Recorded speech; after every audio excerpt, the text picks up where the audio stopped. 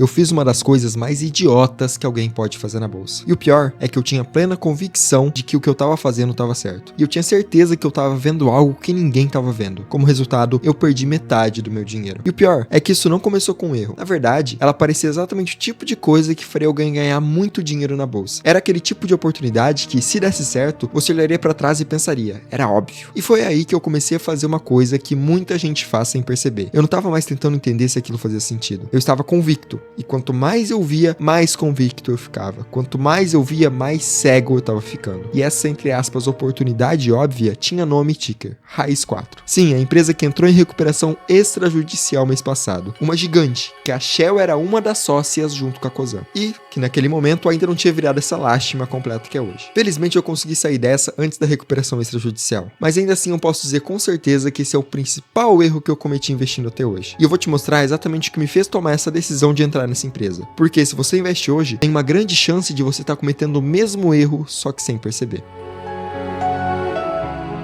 Existe um padrão que quase todo iniciante passa, e eu caí nele perfeitamente. Tem uma teoria na psicologia chamada efeito Dunning-Kruger, que basicamente diz o seguinte: quando você começa a aprender uma coisa, você acha que já entendeu tudo. E foi exatamente aí que eu entrei. Eu comecei a investir e muito rápido eu já me sentia diferente, como se eu estivesse vendo coisas que o resto não via.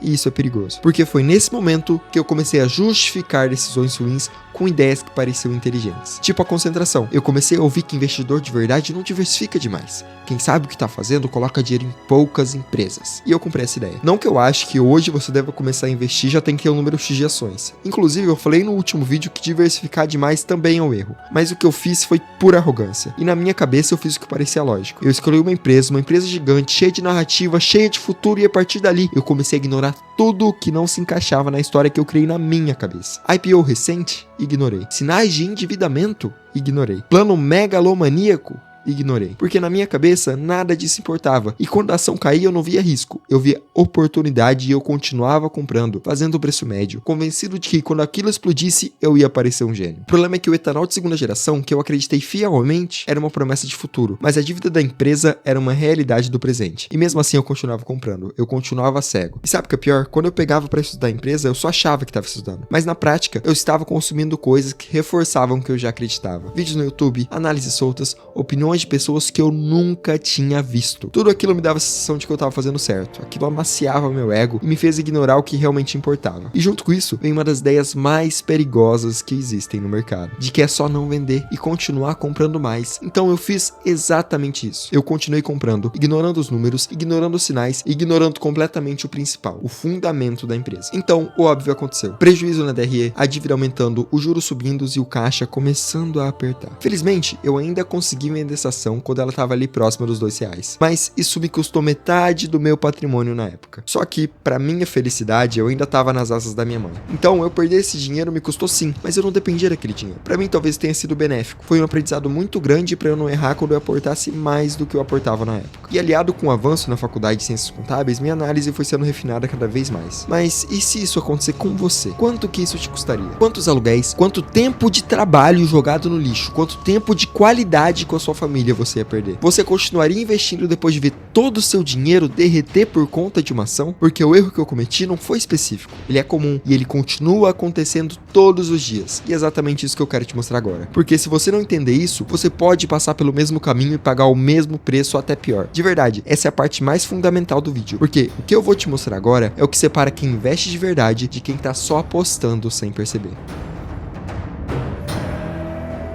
Diferente do que você pode pensar, eu não comprei a Raizen do nada, ou porque alguém me recomendou, não foi isso que aconteceu. Eu tava de fato procurando empresas para investir, mas eu já entrei nesse processo com viés. Eu não queria uma empresa sólida, eu queria uma empresa que pudesse explodir, porque no fundo eu ainda acreditava que dava para ficar rico rápido com a bolsa. E foi aí que eu encontrei duas empresas, FIC 3 e Raiz 4. Duas empresas com tese de crescimento, duas com potencial, mas a forma que eu analisei cada uma foi completamente diferente. Na Unifique, como quase não existia um vídeo sobre ela, e ela não era uma empresa tão badalada, eu fiz o básico. Olhei balanço, balanço, DRE, fluxo de caixa, tentei entender o negócio. Já na Raizen, eu fiz outra coisa. Eu até abri os relatórios, eu vi a dívida, eu vi os números. Mas nada disso importava de verdade, porque a Raizen tinha uma coisa que a outra não tinha, uma narrativa forte o suficiente para me fazer ignorar a realidade. E esse é o ponto que você precisa entender. O mercado não te engana com informação errada, ele te engana com histórias boas demais. E foi exatamente por causa disso que eu precisei mudar completamente a forma como eu invisto. Porque no final, não é sobre encontrar a próxima empresa que vai explodir, é sobre não cair em histórias que parecem boas demais. E para garantir que eu nunca mais cometa esse erro, eu criei 3 filtros inegociáveis que qualquer empresa precisa passar. E o primeiro filtro talvez seja o que mais me protege no mercado. Eu não invisto mais em empresas com problemas claros de governança. E esse foi um erro gigantesco que eu cometi. A Raizen tinha sinais muito claros, e eu simplesmente escolhi ignorar. Primeiro, era uma empresa recém-chegada na bolsa, IPO recente e praticamente sem histórico como empresa listada. Segundo, o nível de compromisso com o minoritário era baixo, a listagem era simples, estrutura que não prioriza a governança. E na prática, isso significa só uma coisa: você não tá do mesmo lado da mesa que quem manda na empresa. Quando isso acontece, você vira a última prioridade. Por isso, eu não aceito ser quem testa a empresa. O mercado tem que testá-la por mim, ela precisa passar por ciclos, mostrar como reage, provar que o interesse do acionista tá alinhado. Eu não preciso ser o primeiro a descobrir nada, eu não preciso achar a próxima Apple. Eu preciso do meu dinheiro trabalhando em empresas reais, com governança validada, a um preço que faça sentido. Hoje eu tenho uma regra simples: quanto menor o histórico da empresa na bolsa,